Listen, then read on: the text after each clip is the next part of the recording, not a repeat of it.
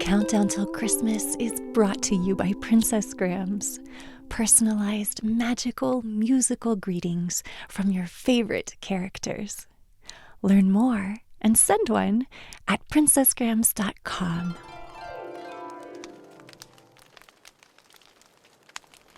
Hello there. I'm very happy to see you again today. I hope you're doing well. Sasha and I are excited to decorate, sing, and share a story with you. Now, some of you have asked what my name is. Well, it's Nicola, and I was named after St. Nicholas. Well, Sasha, here you go. See if Sasha wants to stay with us today. Sometimes she likes to sleep in bed instead of in her tower. Well, are you ready to see what the fourth ornament is in our Advent calendar? Let's find out. Oh, it's this beautiful, shimmering shoe. And you know, this reminds me of Cinderella's glass slipper. Where should we hang it? Let's see, how about here? That looks nice. Well, this shoe makes me think of a special holiday, one of my own favorites, that happens on December 6th. That's only 2 days away.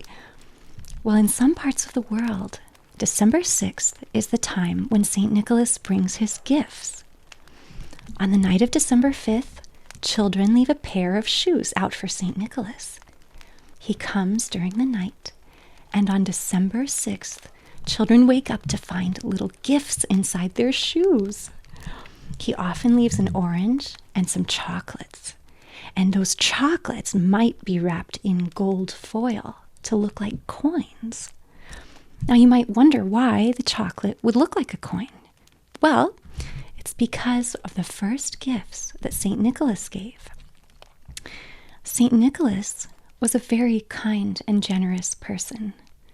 He lived many, many years ago in a town that is now called Demre in Turkey.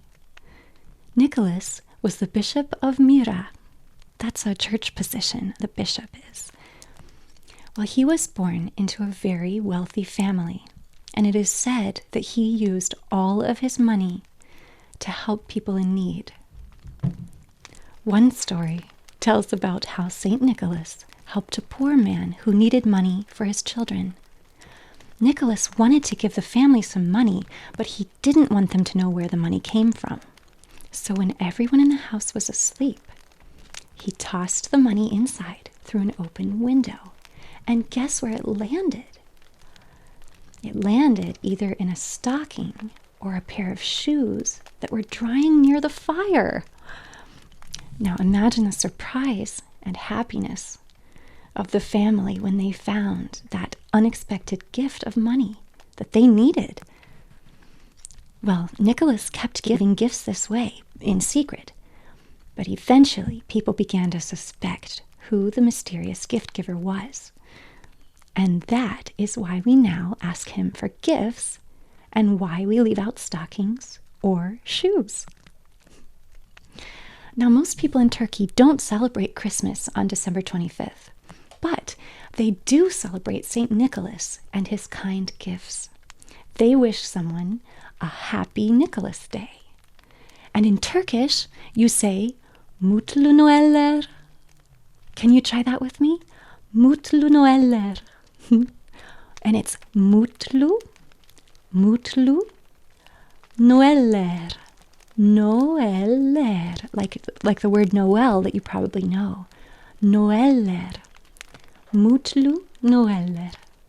Mutlu Noeller. Very nice.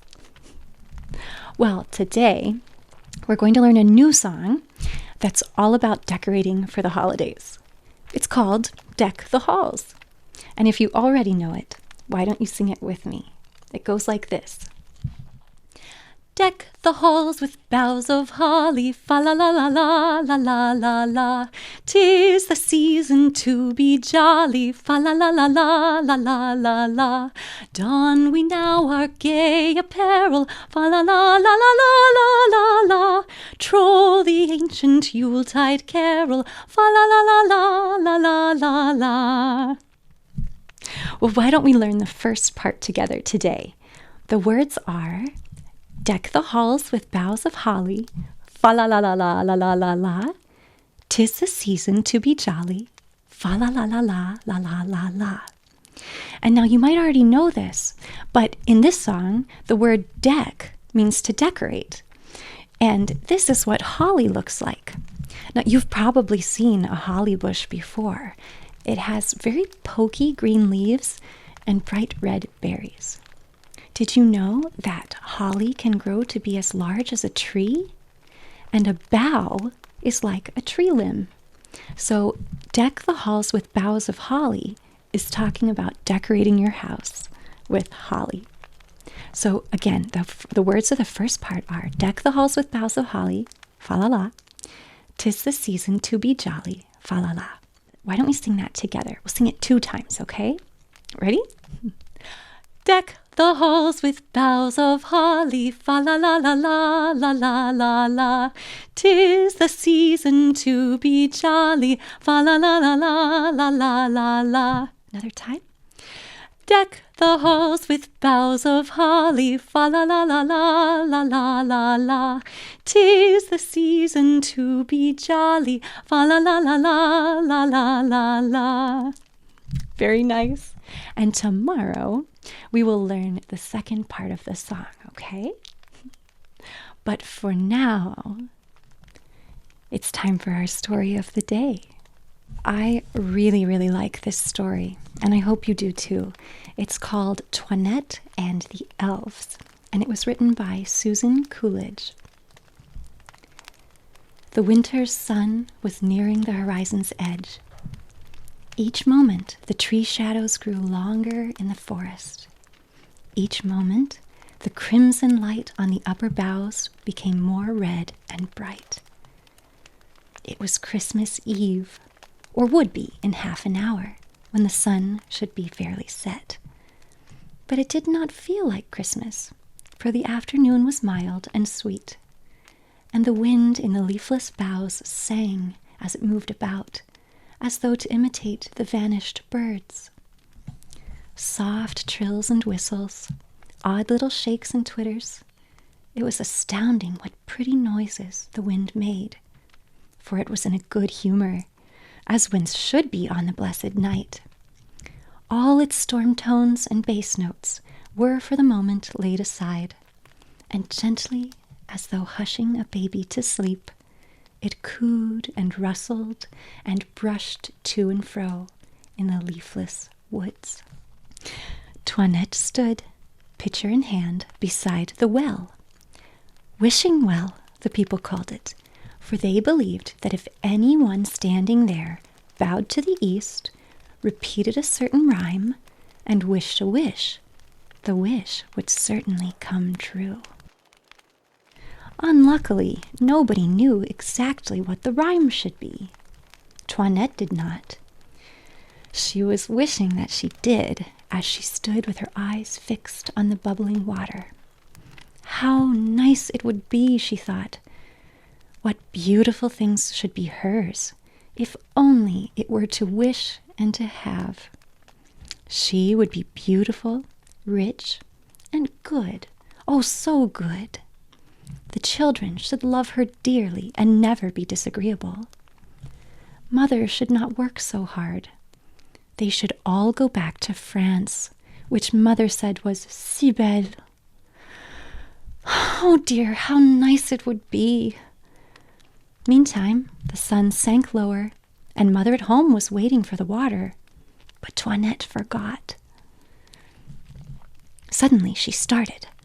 A low sound of crying met her ear, and something like a tiny moan. It seemed close by, but she saw nothing. Hastily she filled her pitcher and turned to go. But again the sound came, an unmistakable sob right under her feet. Toinette stopped short. "What is the matter?" she called out bravely. "Is anybody there? And if there is, why don't I see you?" A third sob, and all at once, down on the ground beside her, a tiny figure became visible, so small that Toinette had to kneel and stoop her head to see it plainly.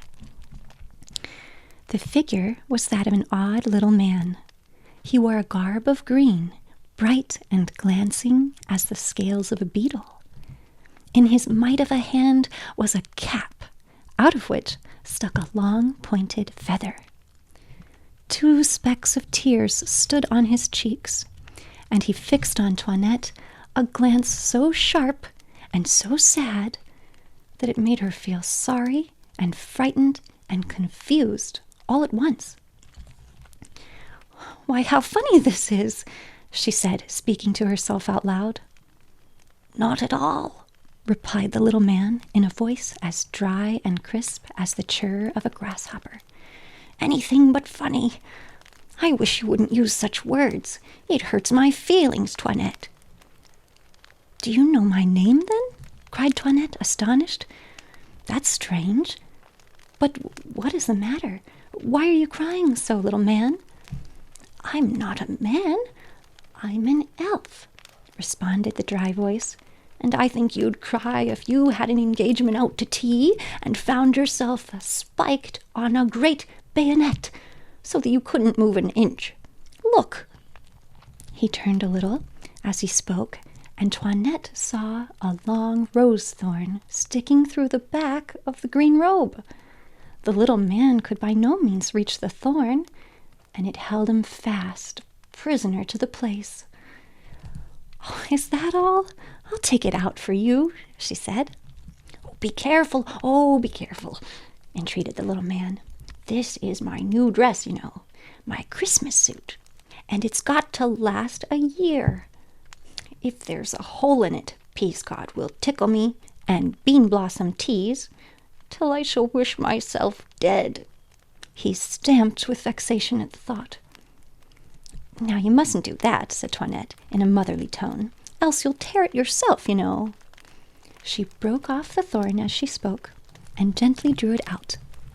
The elf anxiously examined the stuff. A tiny puncture only was visible, and his face brightened. "You're a good child," he said. "I'll do as much for you some day, perhaps." "I would have come before if I had seen you," remarked Toinette timidly, "but I didn't see you a bit." "No, because I had my cap on," cried the elf. He placed it on his head as he spoke, and, hey, presto, nobody was there, only a voice, which laughed and said, "Well, don't stare so. Lay your finger on me now." "Oh," said Toinette with a gasp, "how wonderful! What fun it must be to do that. The children wouldn't see me.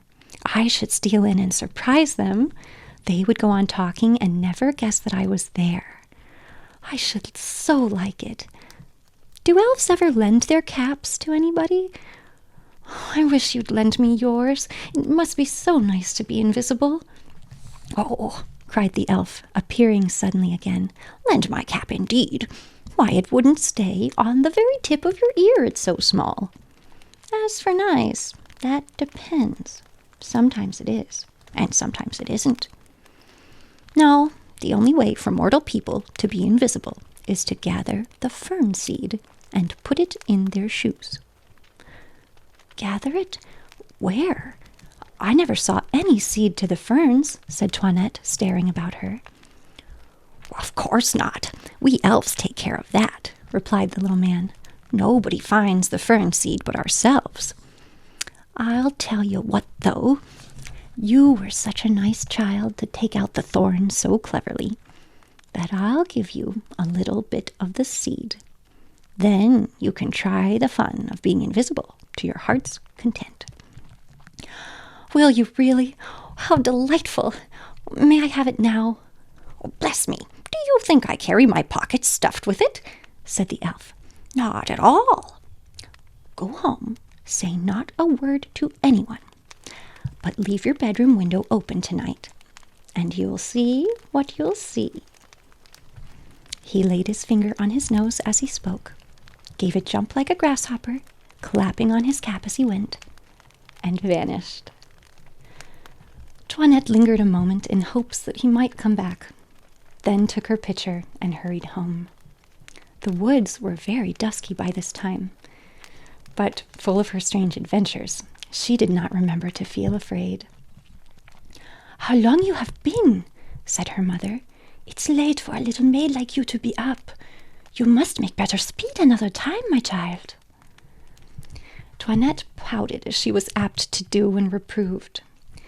The children clamored to know what had kept her, but she spoke pettishly and crossly, so that they too became cross, and presently went away into the outer kitchen to play by themselves. The children were apt to creep away when Toinette came. It made her angry and unhappy at times that they should do so, but she did not realize that it was in great part her own fault, and so did not set herself to mend it. "Tell me a story," said baby Janton, creeping to her knee a little later. But Toinette's head was full of the elf. She had no time to spare for Janton. "Oh, not tonight," she replied. "Ask Mother to tell you one." "Mother's busy," said Janton wistfully. Toinette took no notice, and the little one crept away disconsolately. Bedtime at last. Toinette set the casement open and lay a long time waiting and watching. Then she fell asleep. She waked with a sneeze and a jump and sat up in bed. Behold, on the coverlet stood her elfin friend, with a long train of other elves beside him, all clad in the beetle-wing green and wearing little pointed caps. More were coming in at the window. Outside, a few were drifting about in the moon rays, which lit their sparkling robes till they glittered like so many fireflies. The odd thing was that though the caps were on, Toinette could see the elves distinctly, and this surprised her so much that again she thought out loud and said, "How funny!" "You mean about the caps," replied her special elf, who seemed to have the power of reading thought. "Yes, you can see us tonight, caps and all. Spells lose their value on Christmas Eve, always. Peascod, where's the box? Do you still wish to try the experiment of being invisible, Toinette?" "Oh, yes, I do indeed." "Very well, so let it be." Well, I'm afraid we're going to have to continue our story tomorrow. What do you think will happen? Do you think Toinette will like being invisible? We'll find out later. Why don't we end our time today with another carol? This one is called The First Noel, and if you know it, why don't you sing with me? The first Noel, the angel did say, was to certain poor shepherds in fields as they lay, in fields where they lay keeping their sheep on a cold winter's night that was so deep. Noel, Noel, Noel, Noel, born is the King of Israel. It was very nice to see you again today. I'll see you tomorrow. Bye-bye. Thank you so much for joining me today. If you enjoyed this video, please like, subscribe, and share it with a friend. That not only encourages me, it also makes a big difference to my channel and helps others find videos they would enjoy too. Wishing you a joyful season and a happy day. I'll see you tomorrow.